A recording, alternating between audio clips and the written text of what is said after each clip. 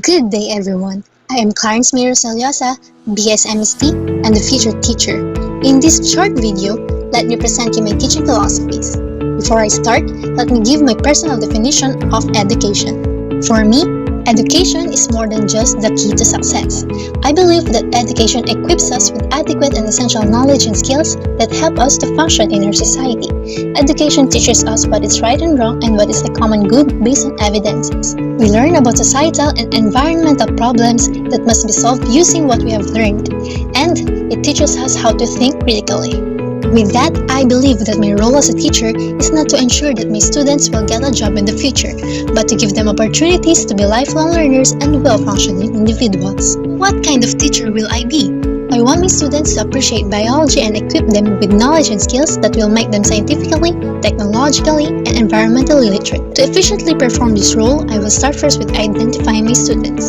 I know that students are different and diverse when it comes to learning styles, learning capacities, and capabilities. Hence, equity will be the most important aspect of my teaching. For the teaching-learning process to be efficient, I must know them and be close to them to understand them, and from there I shall design good lesson planning that caters many of these learning styles. I will give more effort to those who are having difficulty in my class because I do not want them to be left behind.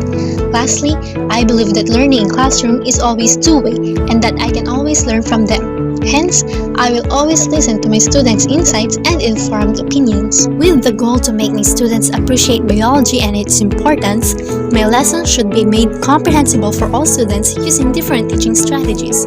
I know that science is concept-heavy and students may find science too hard because it requires memorization, understanding of concepts, scientific inquiry, and laboratory skills. But with good preparation, learning easily is possible. At every start of the lesson, I must present the learning objectives and outcomes so that both the students and I could monitor our progress. I shall do lectures, and in the middle of the lecture, I can give students time to rest and reflect. Later, I will give group activities that integrates experiential learning and constructivism. To assess individual learning, I will give a quiz every time we finish a lesson. The date of the quiz should be agreed upon by me and my students so that they can prepare. Before the summative assessment, I shall make time for students to review. Lastly, I want to incorporate reflection activities such as recitations, sharing of experience, or even journals. To summarize how I would assess my students, it is just like what Confucius once said. By three methods, we may learn wisdom.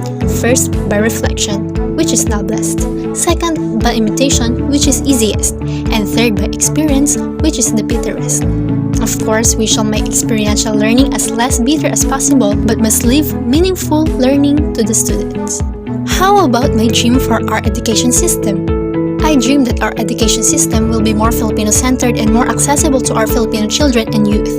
The teaching of science shall be more Philippines and Filipino-oriented to further build appreciation of this subject. I dream of an education system that understands and caters the needs of the teachers and students to make the teaching-learning process more effective. I dream of Filipinos who are scientifically, technologically, and environmentally literate and use this literacy in making evidence-based decisions and have the heart to help solve societal, scientific, and environmental problems.